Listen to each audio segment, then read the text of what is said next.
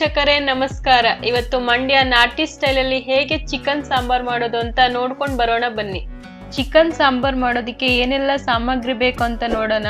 ಕಡ್ಲೆ, ಬೆಳ್ಳುಳ್ಳಿ, ಚಕ್ಕೆ, ಲವಂಗ, ಕಾಯಿ, ಶುಂಠಿ, ಒಂದ್ ಅರ್ಧ ಈರುಳ್ಳಿ, ಹಾಗೆ ಒಂದ್ ಅರ್ಧ ಕಪ್ಪು ಖಾರದ ಪುಡಿ ತಗೊಂಡಿದ್ದೀನಿ, ಮತ್ತೆ ಸ್ವಲ್ಪ ಕೊತ್ತಂಬರಿ ಸೊಪ್ಪು ತಗೊಂಡಿದ್ದೀನಿ, ಹಾಗೆ ಅರಿಶಿನ ಈರುಳ್ಳಿ ಸಪರೇಟ್ ಆಗಿ ರುಬ್ಕೋಬೇಕು. ಹಾಗಾಗಿ ಒಂದ್ 2 ಈರುಳ್ಳಿ ತಗೊಂಡಿದ್ದೀನಿ, ಹಾಗೆ 1 ಟೇಬಲ್ ಸ್ಪೂನ್ ಅರಿಶಿನ ತಗೊಂಡಿದ್ದೀನಿ.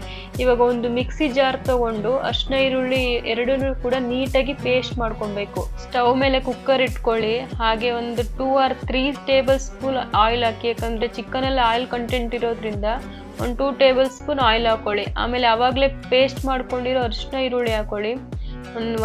ಒನ್ ಆರ್ 2 ಮಿನಿಟ್ಸ್ ಸ್ವಲ್ಪ ನೀಟಾಗಿ ಫ್ರೈ ಆದ್ಮೇಲೆ ವಾಶ್ ಮಾಡ್ಕೊಂಡಿರೋ ಚಿಕನ್ ಹಾಕೊಳ್ಳಿ.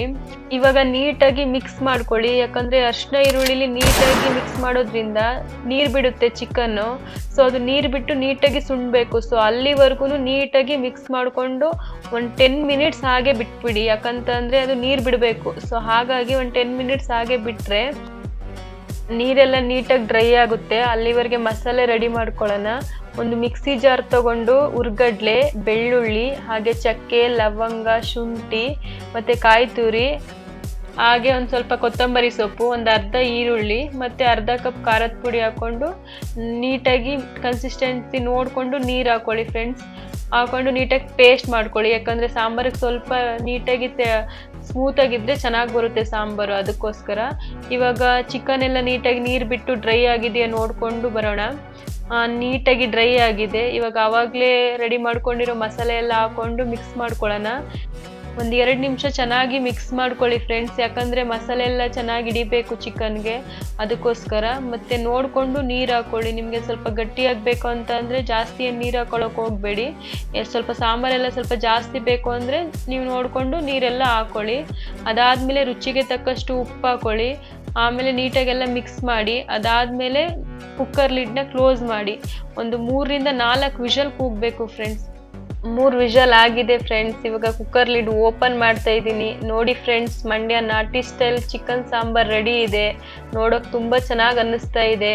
ನೀವು ಸ್ವಲ್ಪ ಟೇಸ್ಟ್ ನೋಡಿಕೊಂಡು ನೀಟಾಗಿ ಚಿಕನ್ ಬೆಂದಿದೆಯಾ ನೋಡಿ. ಇನ್ ಕೇಸ್ ಏನಾದರೂ ಸ್ವಲ್ಪ ಬೆಂದಿಲ್ಲ ಅಂದರೆ ಇನ್ನೊಂದು ಎಕ್ಸ್ಟ್ರಾ ವಿಷಲ್ ಕೂಗಿಸ್ಕೊಳ್ಳಿ ಫ್ರೆಂಡ್ಸ್. ತುಂಬ ಚೆನ್ನಾಗಿ ಬಂದಿದೆ. ನೀವು ಕೂಡ ಈ ರೆಸಿಪಿನ ಮನೇಲಿ ಒಂದ್ಸಲ ಟ್ರೈ ಮಾಡಿ ಫ್ರೆಂಡ್ಸ್, ಖಂಡಿತ ಚೆನ್ನಾಗಿ ಬರುತ್ತೆ.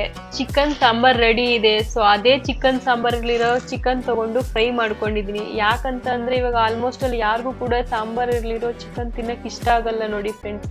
ಅದಕ್ಕೋಸ್ಕರ ಸಪ್ರೇಟಾಗಿ ಅದನ್ನೇ ಫ್ರೈ ಥರ ಮಾಡಿಕೊಂಡ್ರೆ ಸ್ವಲ್ಪ ಟೇಸ್ಟ್ ಸಿಗುತ್ತೆ. ಸೊ ಅದಕ್ಕೆ ಏನೆಲ್ಲ ಇಂಗ್ರೀಡಿಯೆಂಟ್ಸ್ ಬೇಕಂತ ನೋಡೋಣ. ಒಂದು 4 ಒಣಮೆಣಸಿನ್ಕಾಯಿ, ಹಾಗೆ ಚಕ್ಕೆ, ಲವಂಗ, ಒಂದು ಅರ್ಧ ಈರುಳ್ಳಿ, ಮತ್ತು ಕಾಯಿ ತುರಿ, ಬೆಳ್ಳುಳ್ಳಿ, ಹಾಗೆ ಕೊತ್ತಂಬರಿ ಸೊಪ್ಪನ್ನ ಆ್ಯಡ್ ಮಾಡಿಕೊಂಡು ಪೇಸ್ಟ್ ಮಾಡ್ಕೊಳ್ಳಿ. ಜಾಸ್ತಿ ಸ್ಮೂತಾಗೆಲ್ಲ ಮಾಡ್ಕೊಳ್ಳೋಕೆ ಹೋಗಬೇಡಿ, ಫ್ರೈಗೆ ಚೆನ್ನಾಗಿರಲ್ಲ. ಹಾಗೆ ಒಂದು ಸ್ಟವ್ ಮೇಲೆ ಪ್ಯಾನ್ ಇಟ್ಕೊಳ್ಳಿ. ಪ್ಯಾನ್ ಇಟ್ಕೊಂಡು ಒಂದು 2 ಟೇಬಲ್ ಸ್ಪೂನ್ ಆಯಿಲ್ ಹಾಕ್ಕೊಂಡು ನೀವು ಆವಾಗಲೇ ಪೇಸ್ಟ್ ಮಾಡ್ಕೊಂಡಿರೋ ಮಸಾಲೆನ ಆ್ಯಡ್ ಮಾಡಿಕೊಂಡು ಸ್ವಲ್ಪ ನೀಟಾಗಿ 5 ನಿಮಿಷವರೆಗೂ ಹಸಿ ವಾಸನೆ ಹೋಗೋವರೆಗೂ ಫ್ರೈ ಮಾಡ್ಕೊಳ್ಳಿ ಫ್ರೆಂಡ್ಸ್. ಅದಾದಮೇಲೆ ರುಚಿಗೆ ತಕ್ಕಷ್ಟು ಉಪ್ಪು ಹಾಕ್ಕೊಳ್ಳಿ, ಯಾಕಂದರೆ ಆಲ್ರೆಡಿ ಚಿಕನಲ್ಲೇ ಎಲ್ಲ ಉಪ್ಪೆಲ್ಲ ಮಸಾಲೆ ಎಲ್ಲ ನೀಟಾಗಿ ಹಿಡ್ದಿರುತ್ತೆ. ಸೊ ಇನ್ನೊಂದು ಸ್ವಲ್ಪ ನೋಡಿಕೊಂಡು ಉಪ್ಪು ಹಾಕ್ಕೊಂಡು ಆವಾಗಲೇ ಎತ್ತಿಟ್ಕೊಂಡಿರೋ ಚಿಕನ್ನ ಆ್ಯಡ್ ಮಾಡಿಕೊಂಡು ಮಸಾಲೆ ಎಲ್ಲ ಮಿಕ್ಸ್ ಆಗೋವರೆಗೂ ಮಿಕ್ಸ್ ಮಾಡ್ತಾಯಿರಿ. ಮಸಾಲೆ ಎಲ್ಲ ಚೆನ್ನಾಗಿ ಹಿಡಿಬೇಕು ಚಿಕನ್ಗೆ. ಸೊ ಅದಾದಮೇಲೆ ನೀಟಾಗಿ ಲಿಡ್ನ ಕ್ಲೋಸ್ ಮಾಡಿ ಫ್ರೆಂಡ್ಸ್. ಒಂದು 10 ನಿಮಿಷ ಹಾಗೆ ಬಿಟ್ಬಿಡಿ. ಅದಾದಮೇಲೆ ಲಿಡ್ ಓಪನ್ ಮಾಡಿ ನೋಡಿ ಫ್ರೆಂಡ್ಸ್, ಚಿಕನ್ ಮಸಾಲ ಕೂಡ ರೆಡಿ ಇದೆ. ಹಾಗೆ ಬಿಸಿ ಬಿಸಿ ಮುದ್ದೆ ಜೊತೆಗೆ ಮಂಡ್ಯ ನಾಟಿ ಸ್ಟೈಲ್ ಚಿಕನ್ ಸಾಂಬಾರ್ ರೆಡಿ ಇದೆ.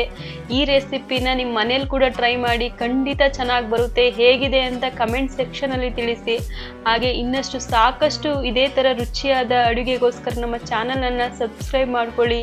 ಈ ವಿಡಿಯೋ ಇಷ್ಟ ಆಗಿದ್ರೆ ಲೈಕ್ ಮಾಡಿ ಫ್ರೆಂಡ್ಸ್. Thank you.